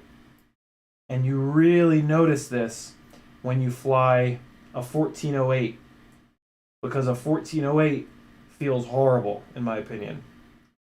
It's the strangest, most uncontrollable motor that you will ever fly. And I don't think it's any surprise that it's the strangest stator ratio of height to width. You know what I mean? Like, if you blew that stator size up 14, I guess the easiest way to do it would be to say double 14 to 28, and then 8 to 16. So that would be a 28-16. See if you can find a 28 millimeter wide, 16 millimeter tall motor. I guarantee you that you can't, because that motor would fly terrible in the same way that 1408s fly terrible. So, yeah, we gotta learn from 5-inch, man. 5-inch has had this amazing development cycle, and we gotta respect that, and we gotta use that, and not like fight against it. You know what I mean? So let's take the lessons learned from 5-inch and let's apply them to micros. And like we finally are. Like we have a lot of really good micro motors available now. These 1804s are phenomenal for really heavy 3-inch builds. These also work on bi-blade 4-inch builds. These almost work on tri-blade 4-inch builds, but not quite. The 2004 is a much better option. I would really love to try a 2005, but I haven't really seen... I don't know if I've seen it. I think I've seen one or two, but I haven't seen any with a good KV. And I also haven't seen any that I know for a fact are not notchy. But yeah, we've got more solid motor options right now in micros than we ever had. So I try my best to just kind of like appreciate that. Because yeah, it really allows us to build micros that fly properly. I think I also kind of need to shave. I think my my mustache is getting a little long and the pollen's getting all fucking up in there. It's one of my reminders to shave is when I start having more allergy attacks. I'm fucking struggling right now, man. I just want to tear my goddamn nose off with a burp. Fucking Edward Scissorhands gloves. Jesus Christ, come on. Alright. Motor number 3. Let's get you zapped back on here, friend. What do you say?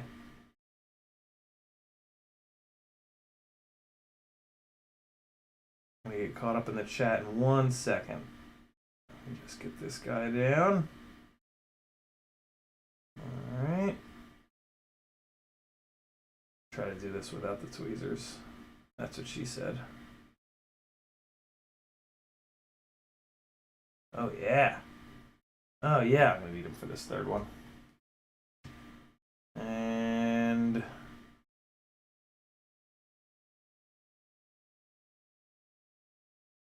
oh man, look at that flux bubbling. Oh yeah. Now let me fix this first wire. I just noticed it's kind of sticking up a little bit. I want it a little bit flatter against this pad. Oh, that's much better. Alright. There we go. Throw a couple motor screws in this back motor. We will move on. Actually, I will get caught up on chat. That's what we will do. Last night was pretty cool, man. I cannot believe how many people joined the Patreon last night. That was super, super, super cool, man. You guys are fucking awesome. I think like almost 10 people joined the Patreon last night, man. That was really cool to get me up over 200 and then some. That was really great, man.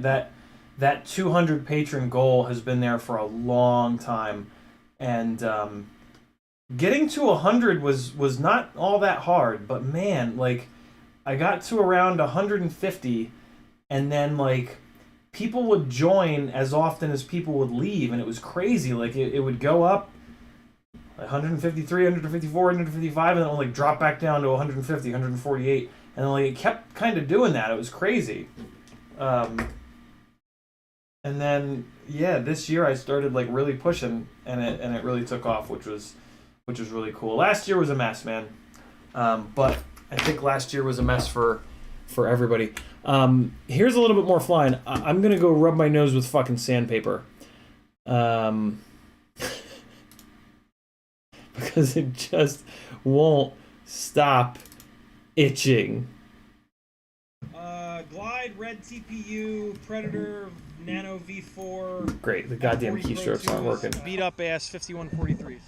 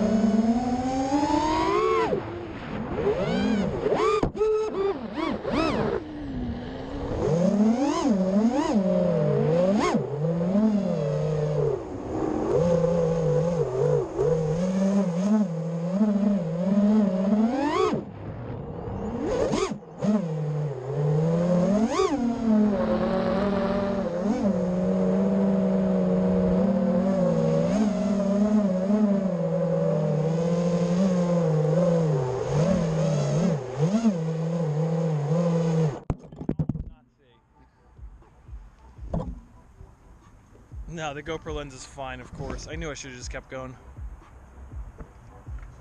My God, it doesn't even look that dirty. Just a little tiny LEDs, little 5 LED chip. It's just simple. You know, it just makes them like more like a toy. People are like, ooh, instead of being like, ah, it's gonna kill me. It's just a little more chill. Yeah, it's just a different reaction that you get from people, which is nice for a change. That's what I feel about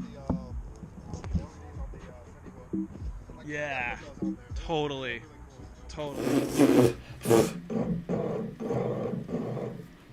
I shaved. Does it look better? That was the fastest I've ever shaved.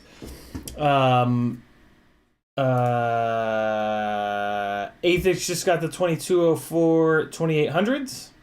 You're gonna love them. It's such a good motor size. Wait, wow, I'm way behind on chat. Okay.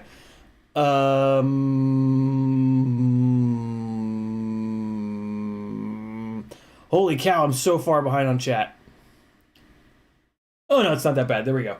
Butterdickson says, if you have the mount that takes the 10mm standoffs for the Ripsqueak, like the first Insta360, I have a print that works for that. I can send you a few of them. If you have the mount that takes the 10mm standoffs, oh yeah, I do, Metal. So you have a file for the Insta360 Go too? Cool. I'm gonna message you. Awesome, love it. Word FPV says, got my never give up sticker today. Thanks, man. Love it. Awesome. Word. Send me. Make sure you tag me in a picture of it, and I'll share it. Dauntless says, thanks for getting me through math homework. A literal bastard. T-Bird says, I have it set up on the Brat. Love it. Lanuzzo says, oh, those X-Nova motors, they certainly are. X-Nova 1804 3500s. They're awesome. Awesome. X-Nova makes really great motors. Robert Davis in the house. Drone Pilot says, I have 7-inch 1200 gram rigs, ultralight build, 545 7 inches, like comparing chalk to cheese. So he's throwing the 7-inch, travels a mile with momentum, but the ultra falls. Yeah, the all up weight versus propeller size is really important. EEDoc says, so if you're being objective with yourself and know 3 inches fly like 5 inches, in what ways do your Ripsqueaks not fly like a 5-inch?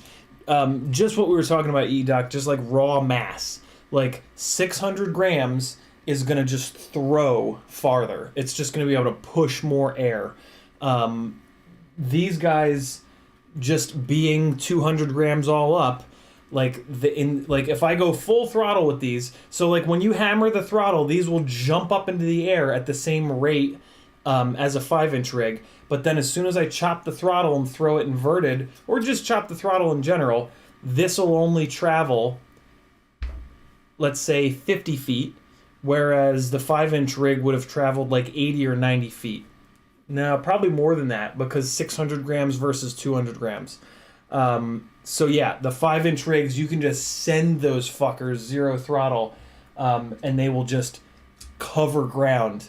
Whereas these little guys, they'll start pushing the air, and then they just run out of steam. They just don't have... It's the same... So in cars, it's why when you build like a car to do highway pulls, like 60 to 200 miles an hour, all that matters is horsepower. A little bit of aero matters, but for the most part, all that matters is horsepower. The weight of the car does not matter.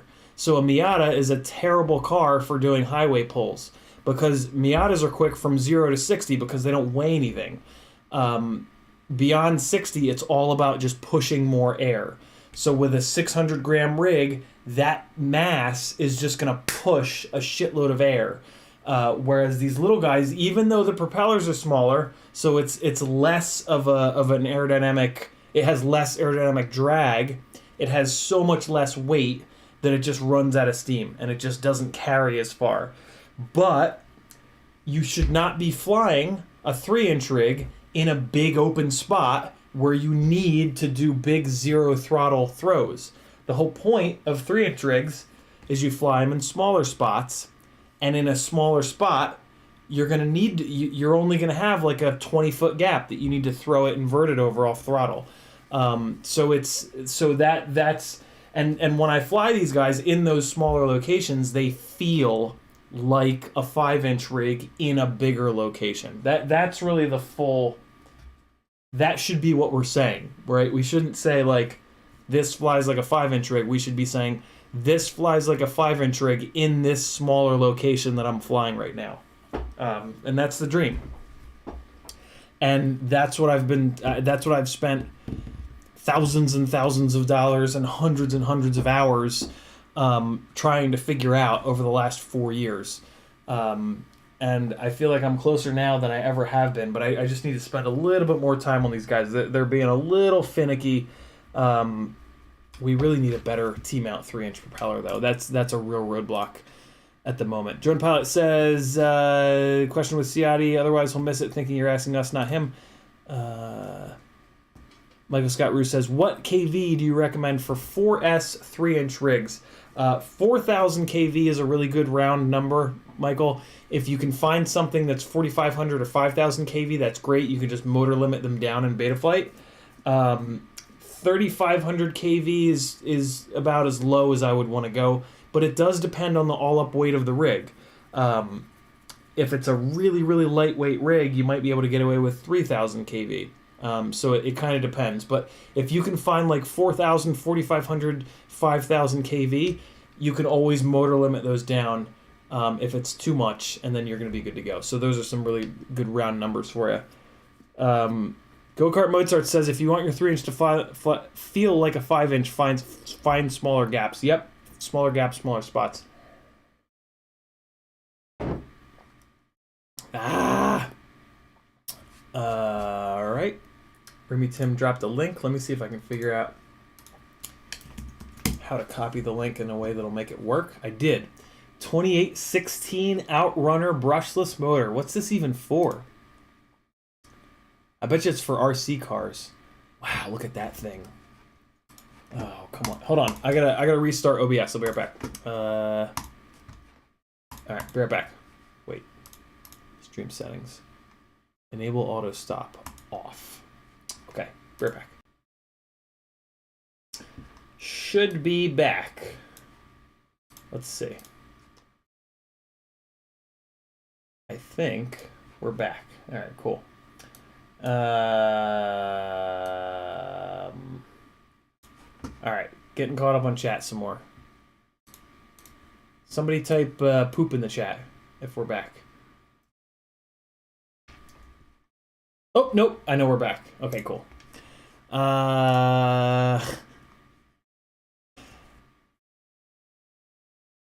Turnigy has a 2816, 1350 kV. Man, that's crazy. They make that. I guess they make all sizes.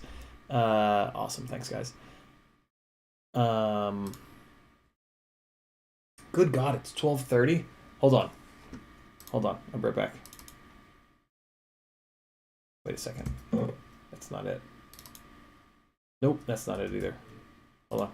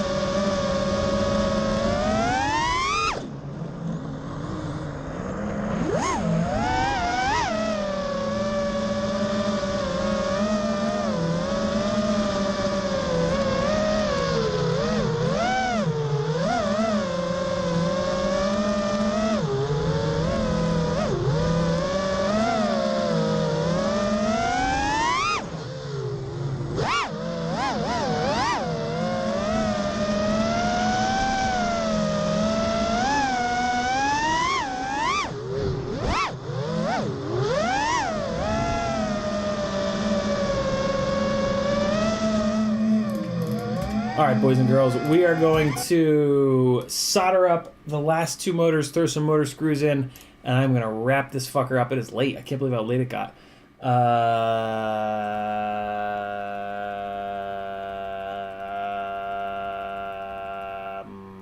Michael Scott Rue says Flonase. Never know. You never know. I should just take my goddamn allergy pills. T-Bird says, still ugly. Jason Crabtree says, what was the tiny LEDs chip you were talking about in the video? Tiny LEDs chip. Tell me more, Jason. I don't know what you mean. Elise says, favorite all-up weight for 5-inch freestyle? 600 grams for sure. That's what all my glides are. Right on 600. 600, 605 grams. It depends. Sly Robocop Gaming says, how do you fix a drone that likes to drift a lot? It depends on what you mean by drift, Sly Robocop. Tell me more. When does it drift? Tell me more about the build. Tell me as much as you possibly can. That's the only way I can troubleshoot. Michael Scott Roos says, thanks. It's a baby wasp, so I would guess around 250 grams all up weight. Okay, yeah, so the numbers I was giving you are going to be dead on the money for that. Athix says sub 255 inch feels like a 3-inch rig with more momentum in my opinion. Going sub 250 all the way now. Baby Tooth TP3 destroyed my muscle memory.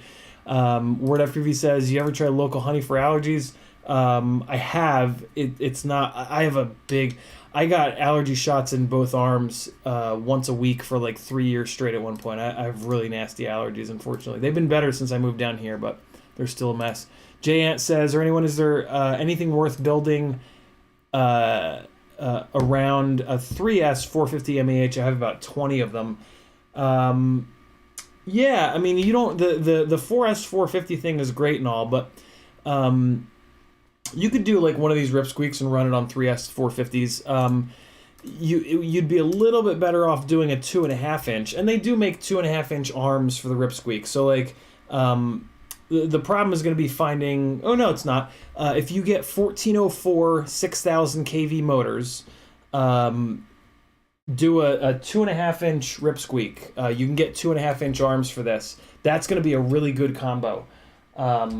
You're actually going to really like that rig. I have a CB 2.5, a frame that you can't get anymore, on a very similar setup to that, and it's a rocket ship. It's really, really good. DQ says, what's your camera angle on that thing? I always run as close to 30 degrees as I can. Jason Crabtree says, you were talking about the tiny LED making people feel less alarmed by the drone. Oh, yeah, sure. I just any of the simple little like $2 or $3 Tiny's LEDs. This is like their OG. You just power them by VBAT, and yeah, they also make this with 5 little LEDs.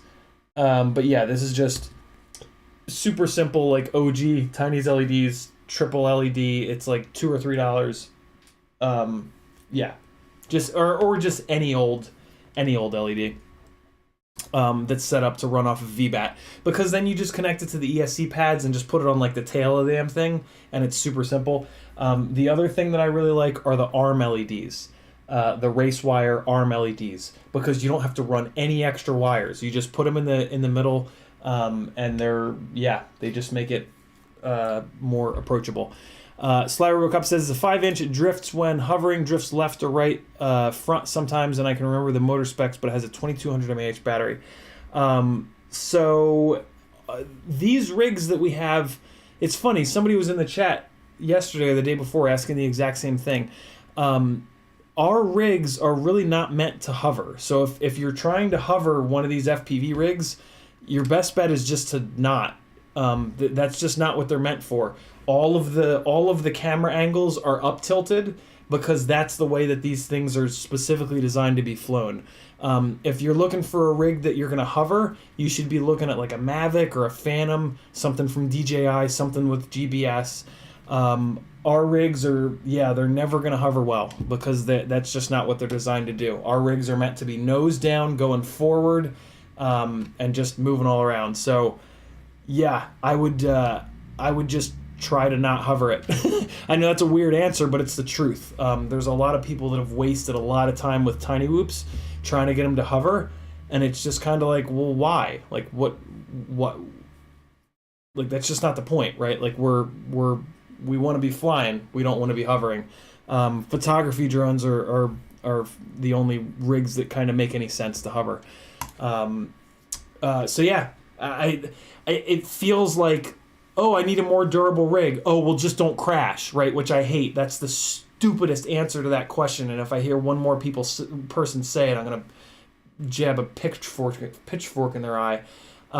It feels like I'm giving you that answer, but yeah, our rigs are just not meant to hover. Nothing good happens when you're hovering too, right? Like the cameras are looking up at the clouds, so you're not getting any good footage, and like you're just staring at it. It's like, yeah. Sly Robocop says, but I'm not trying to hover, but when it's not going forward, it drifts, and when I turn in the air, it drifts to the side and doesn't come back straight fully. It's not going forward, it drifts.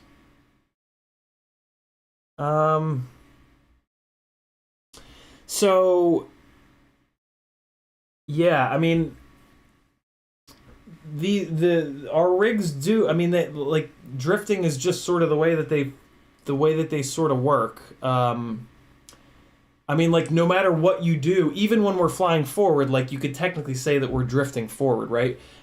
You take it off flat, and then we put the nose down, and we start drifting forward. If we pull back on the pitch stick, we're gonna be drifting backwards. If we roll left, we're gonna drift left. If we roll right, we're gonna drift right. So like as the pilot, like it's your job to both like. So you're going to coordinate your sticks, so you're going to yaw and you're going to roll at the same time, and that's really the main thing that you want to do to keep it like kind of driving forward. So yeah, it's more of just like a pilot thing. Maybe spend it like one of the things in terms of like getting your piloting to a really good point where that sort of stuff stops happening is to get in a simulator. Velocidrone, Liftoff, there's a bunch of simulators. Spend a bunch of time in there and you can kind of practice coordinating your sticks so that you're more confidently like able to drive the thing around. But yeah, I mean that's just sort of the way that these things fly is they sort of just drift around in the sky. It's up to you to just pour flight time and stick time into them to be able to control that drift. You know, I'm easily tens of thousands of hours into flying these things. So when you see my my flight footage, keep that in mind.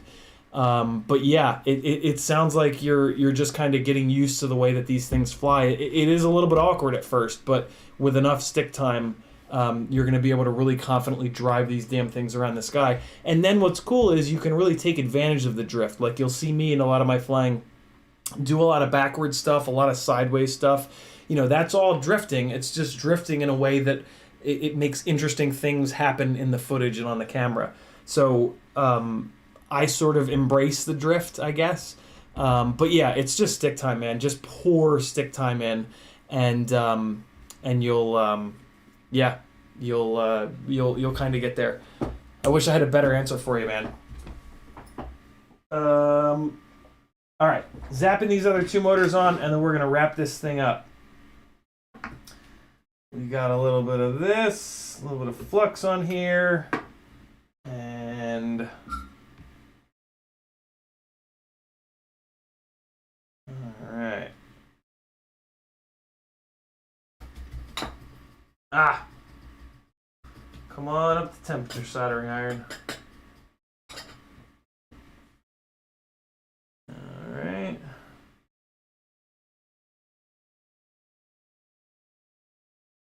There we go. Alright, cool. Oh, good! Sharp tweezers tried to get me. Did you guys see that? Tried to fucking stab me in the crotchal region. Alright.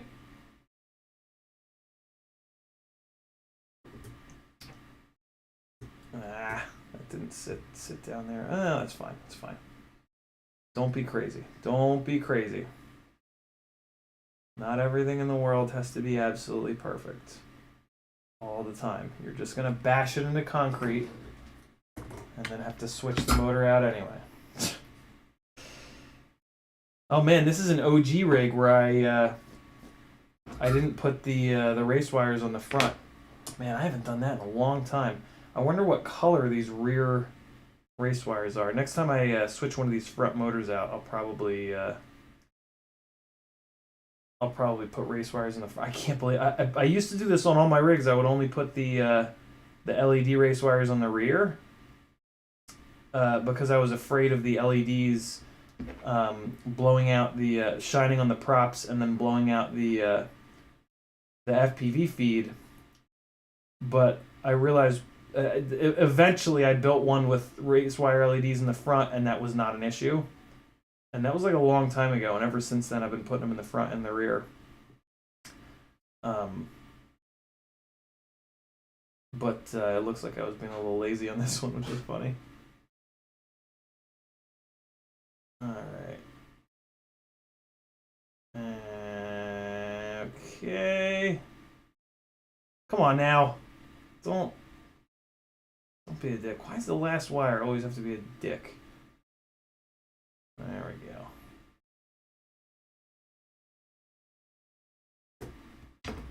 go. All right, there we have it.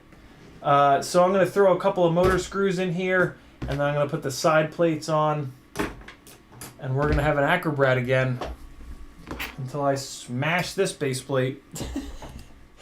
Let me get caught up on chat real quick here, and I'm going to wrap this thing up for the night. Thanks for hanging out, everybody. Love spending time with you awesome people. Oh, okay. This is all you guys talking about. Looks like you guys were helping out with Sly Robocop. Very cool.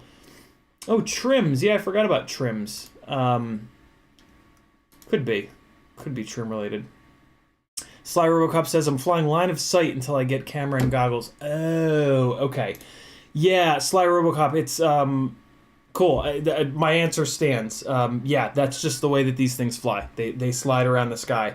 Once you have a camera and goggles, you'll get used to putting the nose down, and that'll generate forward momentum, and then it'll feel much more. It'll feel much more normal. For the time being, you should be doing that. You should be line of sight. This is how I learned initially, was on line of sight. You should be pushing the pitch stick forward to put the nose down, and you should be driving that thing around. That's going to be really good practice for you on the sticks. So yeah, that's how you fix the sliding issue, is you put the nose down, and that always forces it to go forward, and then it's your job on the sticks to keep it moving around in that forward direction. And that, like I said, that'll get you ready for when you start to go FPV. All right, boys and girls, thank you for hanging out. This has been your, what is it, Tuesday? Tuesday night stream. I will see you guys tomorrow for Whoop Wednesday. We will do a 30-minute to 60-minute public live stream, and then we'll jump over to an unlisted Patreon live stream for another 2 or 3 hours. If you'd like to join in on the fun, CiottiFPV.com has a link to my Patreon page. It'll cost you $3 whole a month. I know that's a lot to ask, but it's only 10 cents a day. So if every day you just walk around looking for nickels and dimes and pennies on the ground, you can afford to get 2 to 3 extra hours of live streaming every single night, because I do stream every single day for my patrons. Thanks for hanging out. You guys are awesome. Buttons down here if you want to improve YouTube's nonsense and see me on their homepage someday. Be good. Here's a little bit more janky flying. 1 gig, that should be. Hopefully not just me crashing into a ditch immediately. Thanks for hanging out, people. Oh boy, it's just me looking at my own face. Oh, what am I doing? Ah, here we go.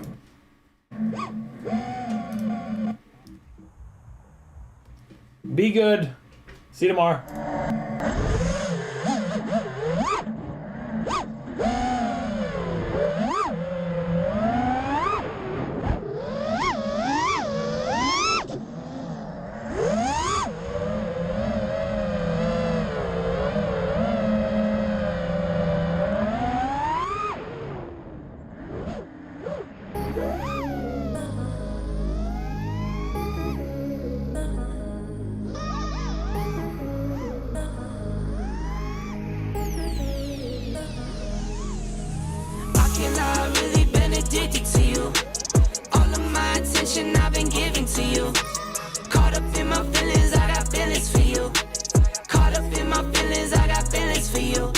my mind, I can't lie. On my mind, I can't lie. Pull you down till you dry. Pull you down till you dry. All the time, ease my mind. All the time, ease my mind.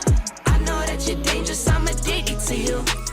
I might rent the Lambo and go drive it like it's stolen. I've been living wild, I'm just going through the motion. Stumbling out the Uber, grab my hand, gave me the notion. Swimming in your water, but it feels just like the ocean. I can't lie, I've really been addicted to you. All of my attention I've been giving to you. Caught up in my feelings, I got feelings for you. Caught up in my feelings, I got feelings for you. On my mind, I can't lie. On my mind, I can't lie. Pull you down till you dry. Pull you down till you dry. All the time, ease my mind. All the time, ease my mind. I know that you're dangerous, I'm addicted to you. I was sipping Moet for 2 years straight to the face. Champagne belly bubble still won't go away. Last year my best man hit a stain with bad face. Now he's gotta help behind the water's cold case. I wake up with pain sometime and never go away. Wonder why I bow down to my knees when I pray. In my city gritty, gotta keep it on your waist. Or you might be a victim, they'll find you DOA. I can't lie, I've really been addicted to you. All of my attention I've been giving to you. Caught up in my feelings, I got feelings for you. Caught up in my feelings, I got feelings for you.